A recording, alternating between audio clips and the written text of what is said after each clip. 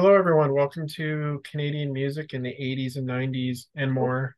I hope you like the channel. If you like what you're seeing, please subscribe and hit like. And I'm joined by probably one of my favorite musicians out of Canada. Thanks for joining me, Laurie Yates.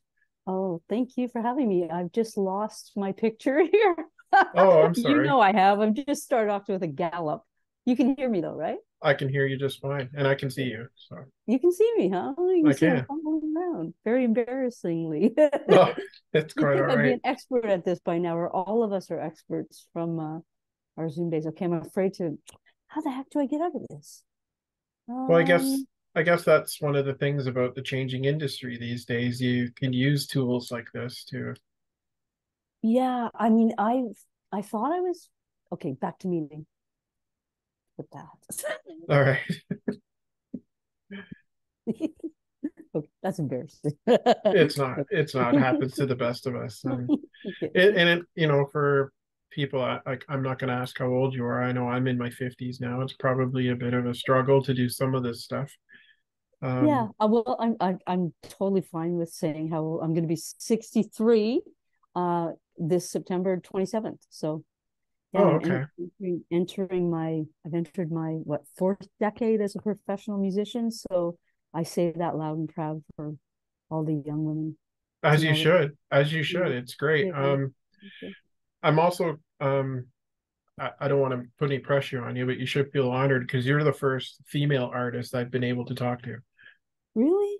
Oh So wow. so Okay. you're the first one. Not that I haven't tried. I've tried to get a Yeah. hold of several, but you're the first one that said yes, and I appreciate you doing this. Okay. Um, but I guess where I want to start, I always like to go back with everyone I interview, and I want to start. When did you develop the interest in music? Like, how old were you? Were you a teenager? Were you a young child? Like when you first got turned on to music of any kind? And what was it Well, that made you want to start mhm. playing? Well, I my family they weren't musicians, but they were lovers of music. So they were young rock and rollers. My mom was a big fan of Ronnie Hawkins and the Hmm. band because she grew up in Oshawa but was living in Toronto. We'd go to Le Coq d'Or and see Ronnie Hawkins and the band, and big fan of Johnny Cash. So there were Saturday night record parties at my house and dance parties. So there was always music around. None of my family played, nobody sang, but there were a lot of parties, a lot of Right. alcohol involved. And I guess from the stories, I was the entertainer who would come out and, I had to be loud and get everybody's attention. And I love to sing. So that's kind of where it started. Always a love of singing, love of music and choirs, all that stuff, but no instruments around. And it was when I start in my teenage years, I started to write. I think in grade six, I had a teacher who was a draft dodger up from the U.S. for was he? Well, he was a hippie, anyways. And his first day in school, this would have been like I think the early 70s. And he came in the class and he said, "Hi, my name's Don Cloud," and we all were like, because remember how big a deal it was to know the teacher's first name? Well, he Yeah. told us the name, and what he was a poet, so he had us write a poem a day for the whole school year. And at the end of the year, we had a stack of poems, and that's where my love of writing started. Was there, Okay. and he really encouraged it, and so I started to write at that point, and then somewhere I don't know, around 14 or 15, I got it in my head that I wanted to be in a band. Heart were big. Patti Smith. I got Hmm. turned on to Tanya Tucker, who was maybe a year or two older than me. And I just somehow thought I didn't really have anybody that I knew as a role model, but there were those big stars that Right. and I lived a suburb of Toronto called Downsview, which, it's a little bit culturally barren. Not much going on up there. Sorry if you live there. It's the truth. Up near, it's close to Yorkdale Mall. If you know Yorkdale Mall now, it's very shishi, it's very high end, but it wasn't at that time. And spent a lot of time in the mall. I consider myself a first generation mall babe. And that's so I don't know. I was absolutely propelled. I was working in a gas station and I decided that I was going to take singing lessons, and I had a fire to sing. And it came from I don't know where, you know. So And did and you start playing guitar as well as sing? not right away, but not long after. Maybe, you know, badly, very badly for a lot, and I'm still not anywhere near what you would consider a good guitar player, but I can accompany myself, and I play cowboy chords, and I play first position. I write on the guitar. But when I first started to play, a friend of mine in right away said, "Here's an E minor, here's a G, write your own songs." So very quickly I started to write, and that I encourage anybody to do that as well. It's great to learn covers because then you can learn the structure of other great songs, but you know, write your own as well. And did you start putting some of those poems you were talking about to music when you got into it? I think so. Like all my songs, my early songs had a real Southern slant, Yeah. and like, you know, I was born in Oshawa, living in Downsview. Hadn't been to the South yet. I knew nothing of it, and but yeah. So I was starting to, and you know, and then my very first band was uh, a cover band called Senseless. The bass player, I was kind of discovered by him. He are we going to go through all this? This Yeah, please do. like Yeah, for that's hours. no, that's okay. That's what I Okay, want to okay. hear.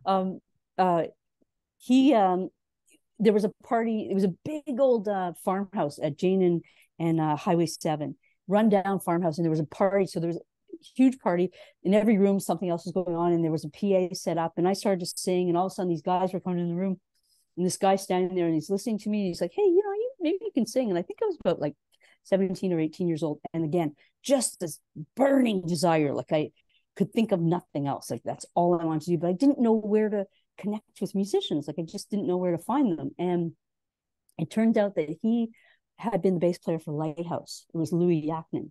Oh, okay. Yeah, my good fortune, right? And he had a band together that it was just like his fun band. It was his band where we'd go and get loaded and just have a good time, right? I think I can say that easily. So he's like, come and come and play with us. So I lived downtown Toronto, and I would take the bus for 2 hours up to Jane and Highway 7, 2 hours there and 2 hours back for these rehearsals. And then we got our gigs at the Woodbridge Hotel. We would play for the Black Diamond Riders a lot of the time, and I thought I had died and gone to heaven. I was doing, Roseanne Cash and Pat Benatar and the Pretenders, and that was my first band. It was with them. But the good fortune was they were really good musicians that I got to play with right off the get-go. So lucky. So And yeah, then that is pretty lucky actually it to was, get some. yeah, really lucky. We somehow used to get these wacky gigs. I don't know why, how, or what. Um, at We were working at strip joints, so you might think, okay, but we were opening up for male strippers. So we were playing to like, a house full of drunk women, and my band were homely. They were not cute boys. Sorry, guys. I know. They weren't. The drummer was kind of cute, and me. So all the women were like booing us, like get off the stage. They hated us. It was brutal. Yeah, I played a few of those gigs. I don't know where we ever got those gigs.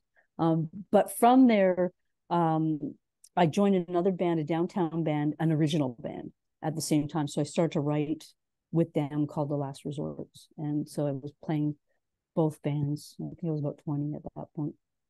What So kind of venues were you playing back then with those guys? with The Last Resorts, Yeah.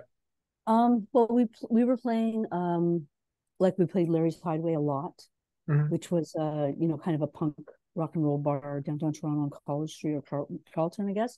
Hmm. We played there. We played our very first gig was at the famous Turning Point on Bloor Street, which had shag rug on the stage, thick brown shag rug. And I remember looking, there was all blood on the back of the backdrop of the stage.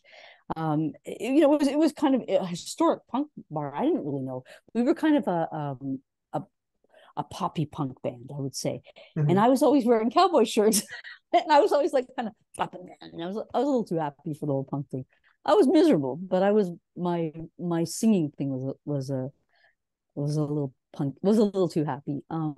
So we play there. We play Erindale College, Scarborough, U of T, and the bass player his dream for us was to have us be managed by the same manager as Teenage Head and have us open for Teenage Head.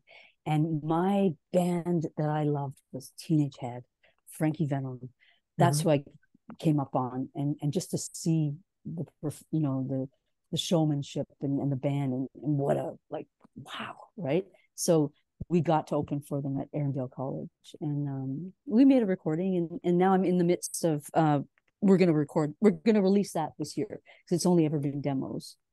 So yeah, that was a great fun time. They ended up, I think, at one point they fired me, or I remember looking, there used to be a newspaper here called the Toronto Star, well, obviously, but all the musicians, there was a classified thing in the back, right? And all the musicians would open up and be like, it was a huge, it's where everybody looked for gigs or other musicians. So, I think it came out every day, but I don't know. And I remember looking, and it was an ad that said, singer wanted, and I recognized Billy's phone number. I was still in the band.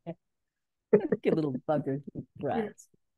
Yeah, because I just wasn't cool enough or something. But no harm, no foul. Now wasn't a big deal even then. And we so we made a recording. I don't know what we did with cassettes. Cassettes. We played the Cabana Room in Toronto a lot. Okay. Never really left Toronto. No, never left Toronto, except for like Scarborough, which There doesn't was a count. pretty big scene back then as well, I would assume, with punk bands and stuff like that. It Especially, was yeah, I it mean, was huge. Teenage Head played the Horseshoe at that last Pogo thing, didn't they? Yeah. And our other big gig was opening for Wayne Kramer of the MC5. That was a big Okay. gig. Yeah, it was a big one. And our guitar player, he had all the windmill things and the kicks, and one time he kicked me in the back and knocked the wind out of me, almost knocked me off the stage. And I was always jumping around. And then I saw Pete Townsend, and I'm like, oh my God, he stole all of Stan's moves. Well, it was quite the other way around, right? So, because I would have first heard you in more of a country-ish vein, but it sounds like you were really doing just about anything you loved. You know what? Anything I loved. And the thing that I always wanted was I wanted melody. I wanted to be able to sing melody. And Mhm. so within that poppy punk thing, I was maybe a little too melodic for it, right? Yeah. So there are pictures of me with these cowboy shirts on, always wanting to, lean towards this country thing because I love country melodies, love those melodies, Right. and could always felt like I could always sing them as well. Um, so from there, yeah, what am I gonna do after that? So then I had like an idea of, I had this idea of wanting to put together a country band, but that had energy that young people would be interested in, that I would be interested in, because I don't know how old, well, you said you're in your 50s, but like I remember being a kid, and Don Messer's Jubilee was on. I'd be like, Mhm. or God forbid, Tommy Hunter. I was on the show twice. Rest, God bless his soul. I think he's still alive. I shouldn't say that, but it was a great Canadian show. Paid musicians to be on there. It was fantastic, but it just felt really old, right? Especially Yeah. coming from that punk background, which was very much do it yourself, street attitude. Right? Right. It just felt old. All that stuff, Ronnie Prophet, all those Carol Baker. My mom loved Carol Baker. She loved it, and she could really sing, but it wasn't speaking to me. Tanya Tucker was speaking to me. Um, Dolly Parton was speaking to me. And when Right. I was about like 14, I'm going back again, but there was these kids that had come up from the East Coast that I befriended, and I had never really, like, my mom didn't like country music. She liked Johnny Cash, but they liked country, and they were so cool. I've actually been writing some of my memoirs, stories in a memoir, and so I've written about this one. But they were so cool that when they played me Dolly Parton, Coat of Many Colors, and Merle Haggard's Lonesome Fugitive, it was so cool to me it really resonated, and I wanted to, try and write songs like that, or sing like that, and there Right. was nothing hokey about it. Well, there's a Right? realness to artists like that, like Dolly Parton and Merle Haggard. And I don't know if you were a Stompin' Tom fan at all, but he was different than most of the people that were out back then for sure. Yeah. Yeah. And being a Toronto person, you must have heard a few stories about him on Oh, your. for sure. Somehow I wasn't in his orbit. I wish I was. I wish I was. I think I was. I just wasn't in his orbit at all. And but I certainly have met lots of people who were, and lived to tell the tale. Right? So Yeah, about he's what amazing. what years were this when you were doing like the downtown Toronto kind of stuff, like the punk Like stuff? that early stuff. Yeah. That stuff. That would have been like, oh, that would have been the last resort stuff was probably like 78 to 80, 81, Okay. maybe. And then when I'm thinking about, okay, I'm going to try and put this band together, and I put an ad in the Toronto Star, and then I got these guys. I got a guy named Jake the Snake, and he took me around. Yeah, Jake the Snake. He was a really good guitar player. He took me around to like these, like the Dominion Tavern, the Gladstone, which I live Okay. right across the road from now, and they were dives, right? They were country dives, Yeah. and all, and the musicians seemed like a million years old to me, and they all seemed like burned out. They weren't, Yeah. but they were older than me for sure, and they were playing. They didn't have a lot of energy. I thought it was because I was young and I didn't realize really what was going on. I didn't realize how good of musicians they were, but I had this idea of wanting to put something together that had energy, that I could kind of meld energy with country music. And so that was going on in my head. Perhaps I was listening to stuff because, in LA, there was a whole, kind of cowpunk thing was happening. It was happening on Queen Yeah. Street, stuff happening on Queen Street. It must have been influencing me too. I don't remember specifically saying, I want to put together a cowpunk band, but I do remember, you know, thinking I wanted to put something together that had energy. And so I did found a guitar player, I think, first, because Jake the Snake one day didn't show up for rehearsal, and then it was just me and the bass player, and the bass player's like, well, he's not showing up for rehearsal, so do you want to go out with me? And I'm like, no. So that band, like, that was the end of that one. So then on to the new band, and I can't quite remember how everybody came together, but it was all kind of by mistake. And Right. I had this band name, Rang Tango. My friend Annette sang harmony with me. Brad and Lee came from Steve's Music on Queen Street, and Ed was my neighbor. And it all pop, pop, pop, pop, and then bang, and it was kind of this magical combination of these. When I look back on it now, I'm like, oh wow, look at that. These young, good-looking kids who are dancing their asses off and singing, just like everything. I remember I would give everything. Everything was 110% every performance. And I would walk off the stage soaking wet. And we all would. And it was just, so within a year, we went from like zero to, lineups around the block of the Horseshoe, right? Just a meteoric rise very quickly.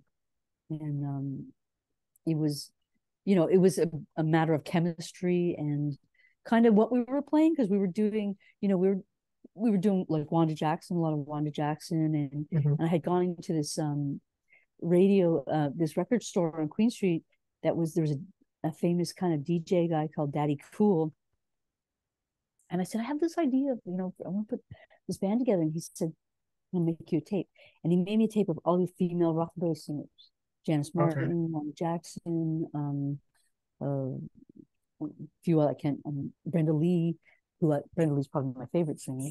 And it was like, it just all opened. I'm like, there it is. There it is. There's that idea that I had in my head. Here Yeah. it is. Here it is. And that's what we played. And it just worked. And it was, Handsome Ned was huge on the street. He was the king of Queen Street. Blue Rodeo were just coming up. Hmm. Um, yeah, so it was, and there were actually like, people were all wearing cowboy boots. It was the popular music of the street, right? Well, it kind of like you kind of reminded me a bit of like what Katie Lang was kind of doing too when she first started. Yeah, we were around at that time. We were around, she was, remember there's an article that came out in Maclean's and had Prairie Oyster, Blue Rodeo, Katie Lang, Ring Tango, and named a few other bands. Yeah, absolutely. Yeah, yeah, And a lot of these bands played everywhere on Queen Street, not just the Horseshoe, but like absolutely. Yeah, probably like I don't know what I don't remember what the Rivoli was before. Was it always the Rivoli? I don't remember I much think about it, so. Yeah. but We used to play a little place called the Pine Tree, and it was a dump. It was closing when we got the gig. Like it was on its way to being closed. And I remember singing, and then a rat ran across the stage. And then the next week we came in, and the electricity was like flickering and going off, and all those kind of romantic stories, right? But thinking the power is going to go out in the middle of your set. yeah, yeah, yeah. Lots of Yeah, lots of fun. Like and it was the popular music of the time. So everybody would come. All of a sudden, all the girls. I was wearing the crinolines, and then all of a sudden all the girls are coming. They're all dressed in crinolines. They're all dancing, and they've got all these dance moves, and it was right. just this whole kind of thing happened. The scene happened. It was really, really, really fun. It was a ton of fun. Right? I mean, I remember seeing you on Much Music quite a bit, but one of the first thing I remember seeing was the CBC special you did, Ear to the Ground. Yeah, yeah, I think it's on YouTube now too, if I'm not mistaken. I think I saw it yeah, on YouTube, but I yeah. always remember that show because there was like walking into the Horseshoe Tavern Great. back in the Yeah, old days, and it was like it was such a legendary venue, not just from the early country days, but yeah. even when Blue Rodeo got their start in there. I True. actually did a shoot there in March just to do some of the history of the building. Like I Oh, was did amazed. you? The pictures on the wall are just incredible. Yeah, The yeah, people that's that have started there, and they still have the little tape that they used to put on some of the soundboards for some of those big gigs, and you'd see like Mick and Keith and no, just because of I know. all the legends that came out of there. Like I mean, and it was such a Mm, hopping scene, not just for big bands, but like for Canadian bands too. yeah, So and absolutely. Yeah, when did you start going like because you went down to the States for a bit, didn't you? I did. Yeah, so um through that band, what ended up happening was, of course, you know, the big, you sing country music in Canada or whatever that was. It wasn't straight country music, it was rockabilly, really.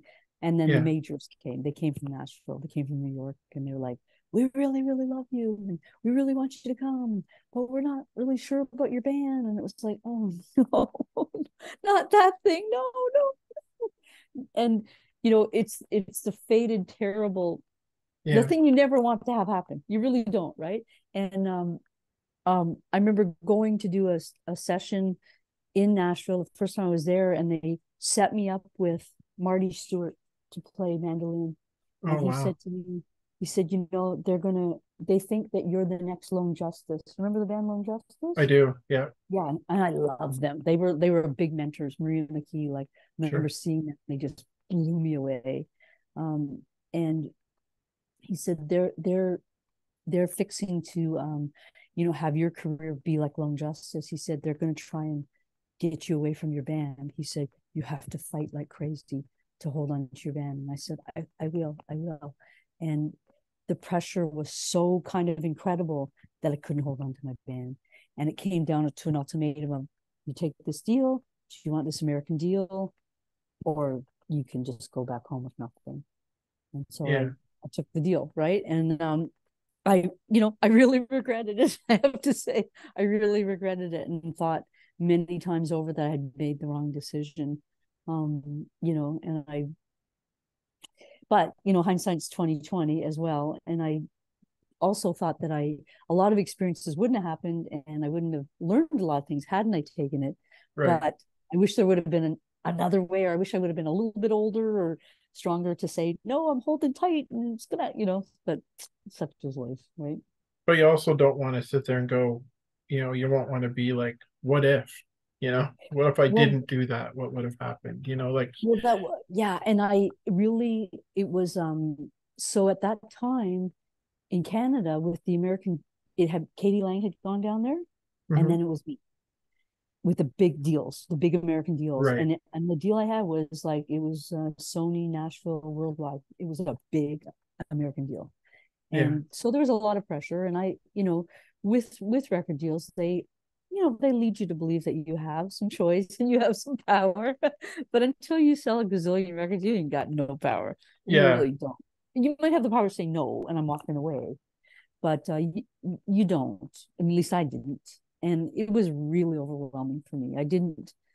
I was scared to death. I didn't really know what I was getting into. And um, I'm also, I mean, I'm a talker and I'm a storyteller, but I'm also quite shy. How weird is that? You probably hear that a lot though from performers where there's a shy streak. And I was suddenly, in a very different culture in the South or mid South in Right. Nashville, and, in a smaller city. It was just so different. So, um, it was a lot of different things to kind of contend with at once.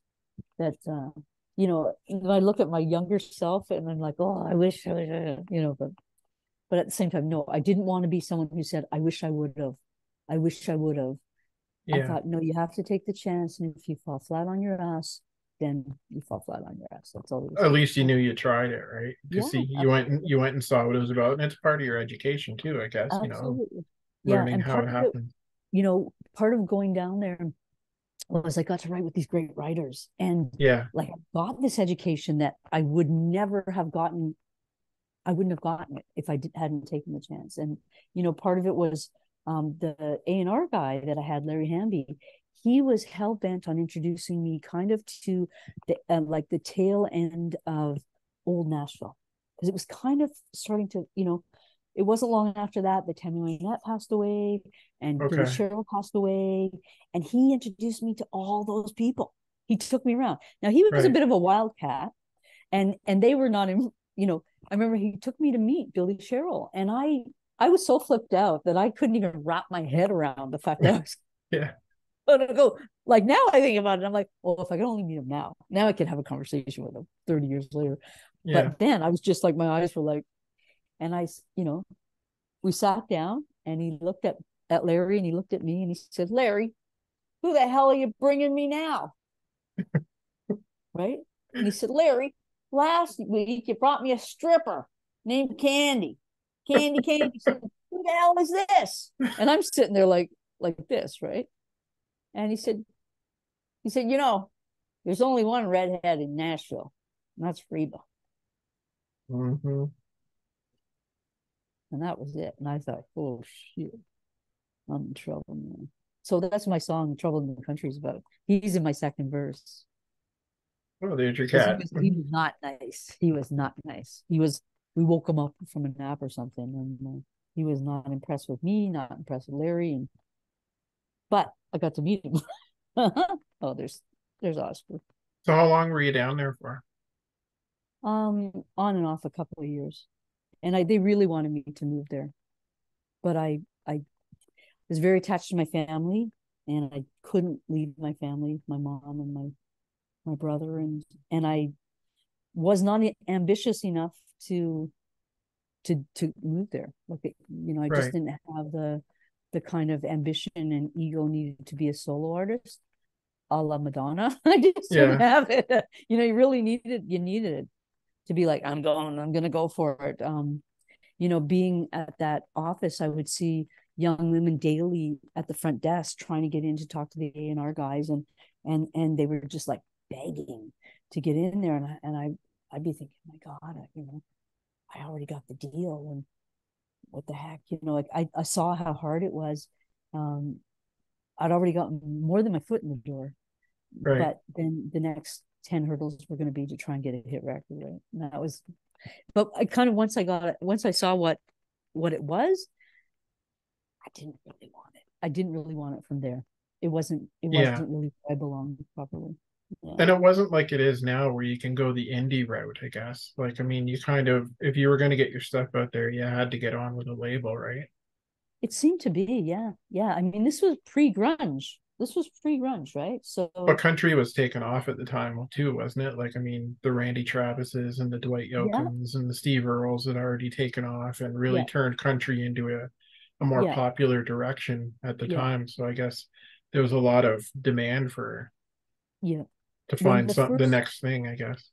Absolutely. And the first I was in the first wave of like new country. That's what they called it Right. back then. And it was Steve Earle, Dwight Yoakam. Yeah.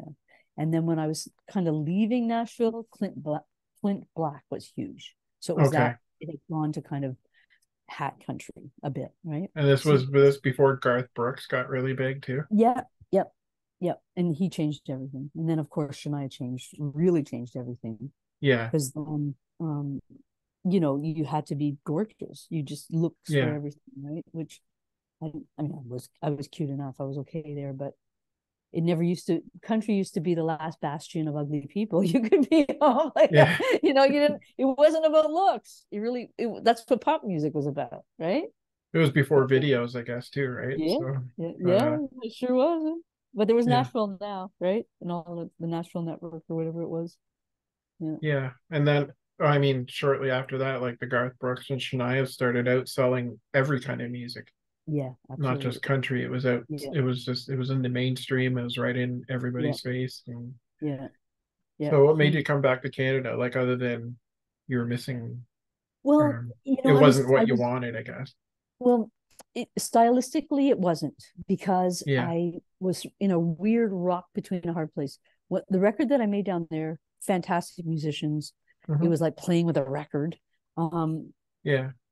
but it felt very safe. The record felt very safe. The producer I worked with, his approach was, I got to sing it 3 times and then that's it. We cut it, and I was like, I don't even know the song. We just wrote it, and so we had a bit of disagreement on that. And the Nashville office, they thought it was a very, modern kind of edgy record, and Hmm. everyone in Toronto thought it was lame. Yeah. And I was stuck right in the middle of it. And I'm like, damn it. So country music thought, ooh, this is really edgy. And where I was coming from, Cool Queen Street, they thought, boy, she's sold out. This is so Yeah. lame. And it was just, and I was in the middle of, kind of feeling both ways about it. I liked it. I liked some of the songs. I didn't like all of them. And I think the other problem that I had with it was a very much a political one, was because I didn't move down there. I lived here. They had to have the Sony office sort of service my record from Canada, Right. but they weren't making money from me from Canada. So they didn't really want to, which makes sense, right? Right. And then because I wasn't, then the Americans didn't want to send money up here to work my record because I wasn't working it down there. Right. It was a mess.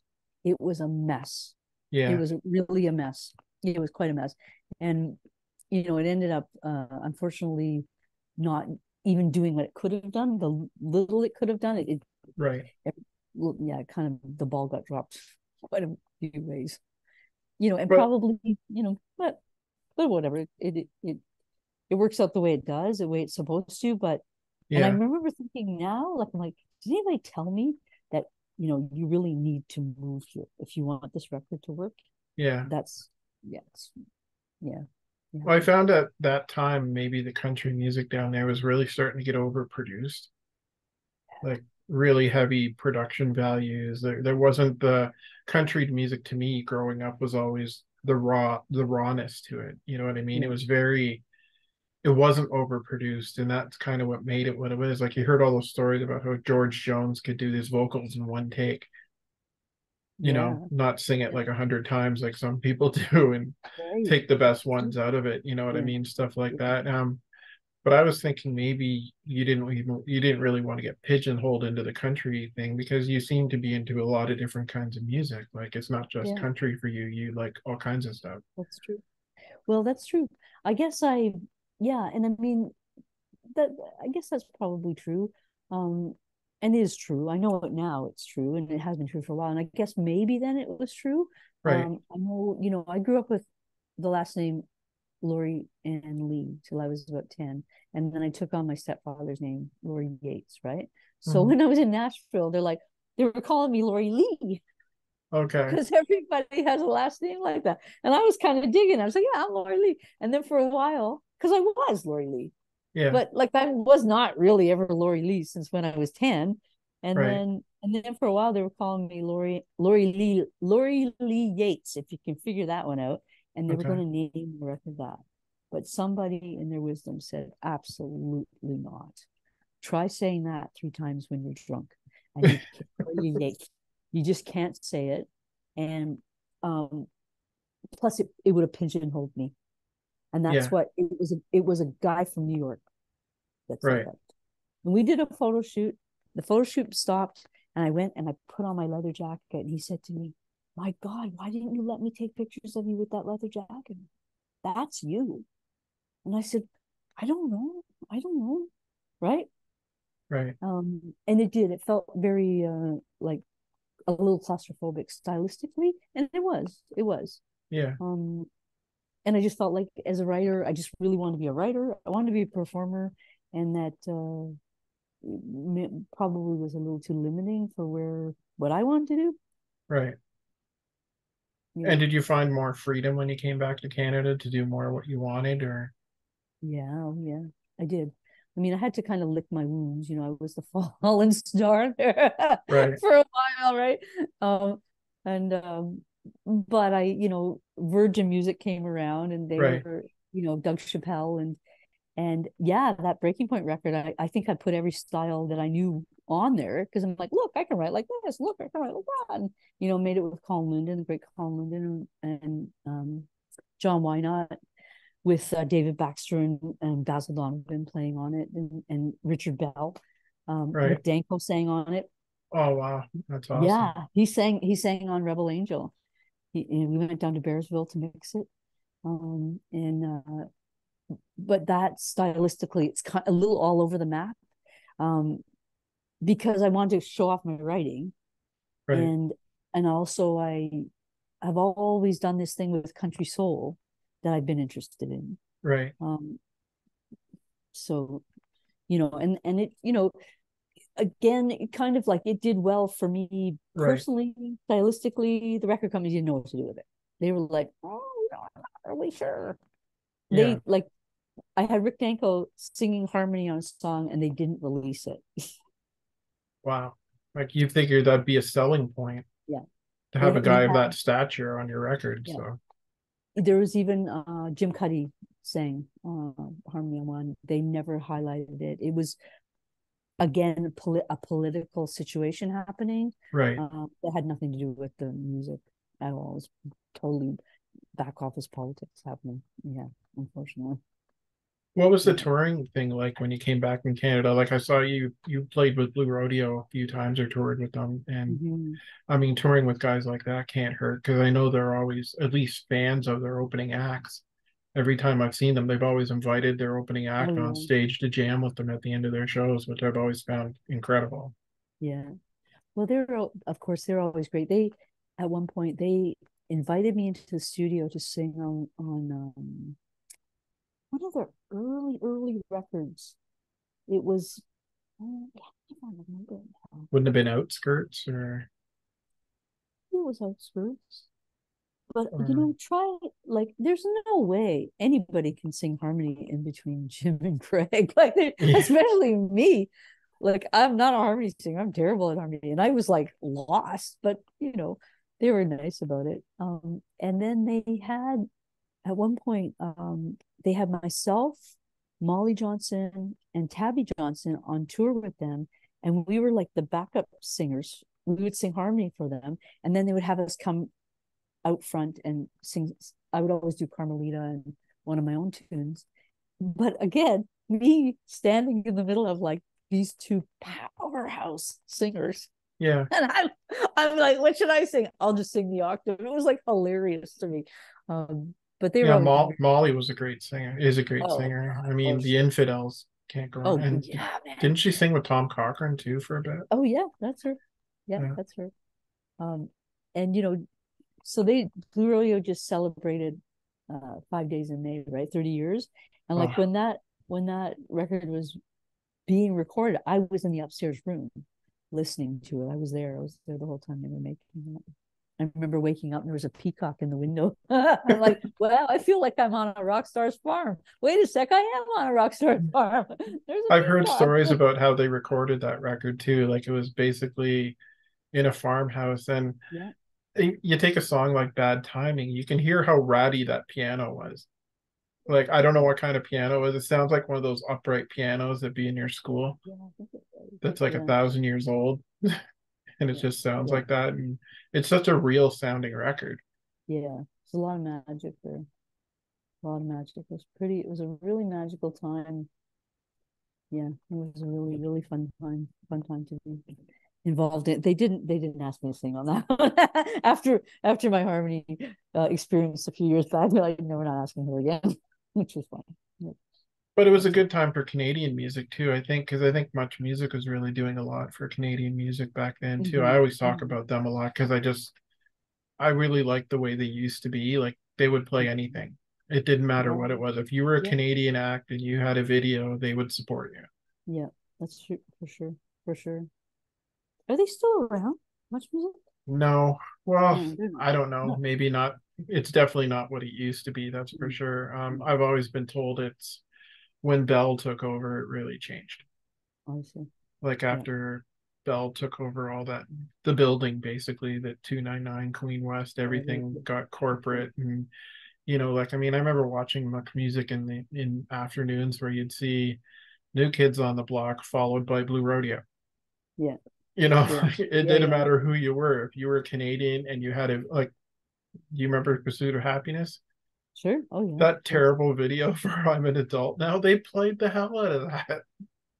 And they didn't even What a have a great record out. song. I don't think they even had a record out at the time, but they played the Yeah. hell out of it. They were a Yeah. Canadian band and they played. Yeah. Maybe it was because of the CanCon thing, but Yeah. Yeah. they Yeah. sure Yeah. gave a lot of bands exposure that probably would never get it today. Yeah. That's true. That's true. Well, even back then there were ways to get exposure. There were Right. TV shows that you could be on and people, Canada could see you. And now, I don't know. Seems like everybody's watching in many different places, right? Even I think the CBC maybe followed it a little bit, their music and their radio, because Mm-hmm. I live in Prince Edward Island now. I grew up in Ontario, but Mm-hmm. um here on the CBC channel here in Charlottetown, they play island artists like nothing. Like you hear, it's like a local That's scene that's so big that's here, and I think it's great that they support all these local artists. Like you might not know who they are off PEI, but everybody on the island knows who they are. mm-hmm. You got Catherine McClellan here, Yeah. who Terry McLean. you probably remember her dad. Yeah, and I know Catherine as well. Yeah, Yeah, Tara McLean, Rose yeah, Cousins is making some yeah, waves yeah, here, and she's incredible. Like even the whole maritime thing is, yeah, they've just got some incredible musicians coming out yeah, of here. yeah, I'm definitely. thinking you better come down here and play a show because I think you'd do really I well. want to. I want to. Well, this record, and now that I'm, completely free. Yeah. I was before kind of, but whatever. I am free to. So Yeah. tell me about this new record you got coming out. Like, is it Well, done? Is it done? Or are you it's still done. I working went to on? the manufacturers today Okay. because I'm one of the, I'm making some hard copies of it because my audience wants that as much as, people are like, don't make that many because everybody streams. I'm like, not Is it everybody streams. CD or are you getting some vinyl copies CD. too? Yeah, not no vinyl yet. So it started off, when we went into COVID, of course, everybody went into a depression. And Hmm. I was struggling with some grief. I'd lost my mom, I'd lost my dad, and then COVID Yeah. hit. And my kid, he's like, Mom, you got to get in front of, do some live performances. And I'm like, no, I'm not singing to a phone. I couldn't wrap my head around it. Well, Right. the art gallery or the Hamilton Arts, um, whatever, Hamilton Arts something or other, had hired me to do a live stream during COVID. And, Right. about 300 people tuned in. And it was like, oh my God. And it was really fun. And I Hmm. realized, wow. And my kid, he encouraged me, said, people don't want to see you on a fancy stage. If you forget your words, that's fine. They want to, Hmm. they want to see you at home. And then I started to tune into, I saw Ricky Lee Jones. I wanted to know what she had on her shelf. I saw Patti Smith. I loved it. And so I Yeah. started doing them every week. And I developed quite a little following, not a huge, not like 200 ever again, but a real steady 40 to 50 a week and coming from all across the country. and a real community formed out of that, Right. and really surprising. It was, and I got kind of good at like being able to talk and sing, and Right. these songs came from them, and that was the biggest shock because I was not thinking, oh, I gotta write some new songs. I never intended to have, 7 or 8 years in between records. Never. I don't know how that happened, but it did. Um, and I, but anyways, so next thing you know, I had enough songs that I thought, wow, some of these are pretty good. So, I went into Blue Rodeo Studio, Mhm. and as a friend of theirs, they offered it to me, and I started recording. And so gone in there with Hey Stella, which is David Baxter, Michelle Joseph, and Basil Donovan from Blue Rodeo, backing me up on about 3 songs. And then Tim Vesley from the Rio Statics. Okay. He's the co-producer, engineer, mixer on it, and he plays piano, stand-up bass, much of the rest of it. And so it's much more of a kind of a, I would say, a folk country record than a Mhm. country record, and or maybe even a folk pop record. I don't know, but it's different. It's a little different, a I little look different. forward to hearing it. When can we expect to see it? Very soon, we're gonna do the single album. Okay. Us big, our corporation here, down here on Queen Street. Have Us you got any three. shows coming up or? I have I only play the very smallest shows. Okay. I'm not playing any big shows ever again. That's my Right. motto. No, that's great because it'd be great to see someone of your stature in such a nice, intimate venue. Well, they are very intimate. They're getting so intimate, it's getting crazy. No, I play, just so if anybody ever is in Toronto, um, Hey Stella does a monthly gig at the Cameron House. Okay. And so we're playing there this Saturday. We usually play a Saturday 6 to 8. And, I like to call them roots royalty in Canada. They Right. really, leave me out of the equation. But I mean, if you want to come from a music lesson, like Michelle Joseph alone, she played with Etta James. I mean, come on, Yeah. right? It's like the musicianship. So people come into the camera. You don't have to pay. There's no cover. It's a pay what you can. We play for tips, and I love it to see people come in, their jaws hit the floors up. Um, I have a couple of private house concerts happening, and so far, it's all been juggling. So I don't have a tour set up, but I'm hoping that I will soon. I'm And seeing a people, lot of that lately. Like I'm seeing a lot of established artists doing house concerts lately. I remember hearing about, I don't know if you're a Spirit of the West fan or not, but John Mann was doing shows like that. yeah, yeah. I heard an interview on CBC Radio here in Charlottetown a couple days ago with Valdi, Oh, and yeah. he's done some house concerts. Well, And they're so much fun. yeah, like it just seems like kind of Like, fun. Like the other place that I used to love going to when I lived in Ontario, I lived in Oakville. oh yeah, We used to go to the Moonshine. I don't know if you've ever been out there. sure. I played there. You must have heard about John Marlette, right? Yeah, terrible. That guy was Yeah. such a supporter of He music, wasn't was, he? he Like, I was. mean, the guy had Yeah, everybody playing in there. yeah, I mean, it was yeah, such a great place to watch live music too. Like, I yeah, mean, I'm sure it's still open, but I haven't been back for a yeah. bit. But Some of the best sound I've ever had was there. Ever. Like, he just got great sound. He's a really nice band. Yeah, it's a shame to lose him and lose. No, we haven't lost the venue, so venue's still yeah, there. well, this has been an honor talking to you. I really Oh, appreciate well, you thank taking the you. time to do it. Thank you. Uh, Well, I'll let you know for sure when the record's coming out, and any. I would love to get down. I just finished Tara McLean's autobiography, her book Oh, here. Have right. you read Yeah. it? No, I'm going to try and get to Indigo and get a copy of it because I think it's on It's, sale here. it's pretty amazing. I did the sneaky thing. I signed up for what's it, audio, what's the audio one, and then you can cancel before they Oh, charge okay. you for the next month. Yeah. Right. And listen to her read it, and it's Okay. great. There's some trigger warnings in there.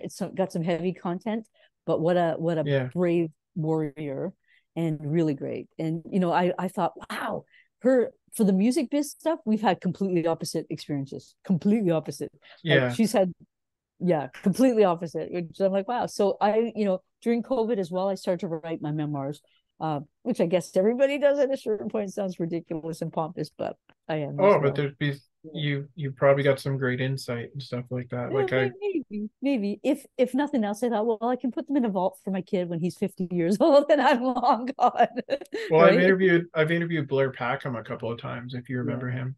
Oh, I like Um, them a lot. Yeah. and he's one of those guys, I don't have to say anything in an interview. He just talks away and he's got Yeah. so many good stories. I don't know Yeah. why he doesn't write a book either, because he's got It's so amazing true. stories. Yeah. Yeah, it's Like, true. but then he also says, he goes, but what about a guy like one of the guys from the Tragically Hip probably has way more stories than I do. I'm like, well, he Um, probably does, but don't sell yeah, yourself short. There's it's true. Yeah, that's my favorite. I love memoirs. People don't have to be famous. It's just you know, I like to hear about people's background and kind of how they grew up and all that stuff. yeah, So, that's why I like to start most of my interviews with how you got into music in the first yeah, place, because it's always yeah, fun to hear what was catching your ear when you were at such mhm, a young age to say, hey, I want to do more than just listen to music. yeah, yeah, You for know, sure. that always intrigues me to hear stories like that from any artist, you know what I mean? Because something must have really caught your ear to make you want to do more than just listen. Mhm. Well, you know what I think, what I know, find like in common with other musicians, artists, whatever, is that they couldn't not do it. Yeah, They didn't really know why they were doing it, but they couldn't not do it. And right. somebody say to me, "Oh, remember when you quit?" And I said, "I never quit." And they said, "Well, you quit when you were having a baby." I said, "No, I never quit. I never quit. I wanted to quit. I should have quit many times. Never quit. Well, that's I just the know it's thing too late too. to Like, quit." I also like proving to people that just because these people haven't had a hit for like 20 years doesn't mean they've been Mhm. doing nothing. Oh hell yeah, yeah, I mean, they're yeah, probably still performing. If they're not performing, they're probably producing or working with other yeah, acts. You know what I yeah, mean? Like, yeah. I guess the guy from Frozen Ghost Well, comes to they mind. remember they had a whole big thing. They had that big, huge hit that happened out of nowhere. This was a while ago. Yeah. Oh, the sheriff song. Yeah. Yeah, But then yeah, I saw that the guy from Frozen Ghost was producing Our Lady Peace and they got really big. So, yeah, it doesn't mean they aren't doing nothing. They're doing yeah, something. You never know. They might be working with something. I know Mo Berg from The Pursuit of Happiness is quite a producer. yeah, yeah. You know, It drives me a bit nuts with the internet because with a lot of my stuff, they only highlight the majors. So it's like it looks like Sony record, Virgin, and then it looks like that's all I've done. I'm like, oh my god. When I've had like 4 to 5 or 6 indie records, and that's where my best work is. Best work is with the indies. yeah, and But that's the stuff I've been kind of going and listening to because I like to hear what you're doing now. oh, Because cool, cool. one of the guys that I don't know if you've heard Barney Bentall's last Oh, record. sure. Yeah. Well, I haven't heard his record, but I sure know his His name. last album is Yeah. incredible. I think it's better than Oh, anything he's ever done. It's yeah. just unbelievable album. Oh, Like that's I so cool. so Yeah. like just because they're you only hear their hits on the radio, but I mean Yeah. give some of that stuff a chance that they're doing now because it's Yeah. incredible stuff. Yeah. Well, I think you're one of the more sophisticated interviewers and listeners that know that, because sometimes people be like, well, what's happened to that person? It's like, well, you're the one that left off. They didn't leave off. You left off, right? Yeah, I don't know. I'm passionate about this stuff.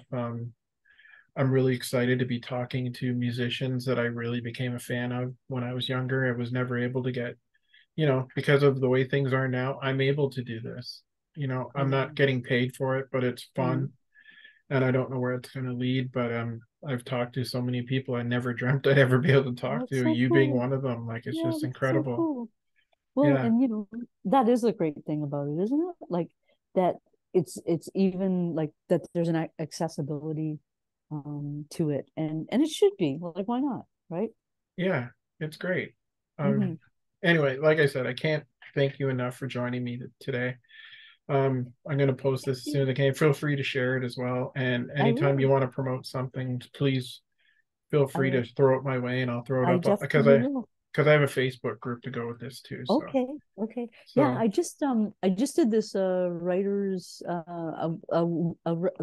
sorry, a women's weekend where I was the one of the coaches, and I was a Hmm. because I do songwriting workshops and Right. coaching for songwriting, and I drove down. Well, she's from the East Coast, so that's kind of crazy. I'm like, yo, you must know her, but Crystal Bond, I want to say.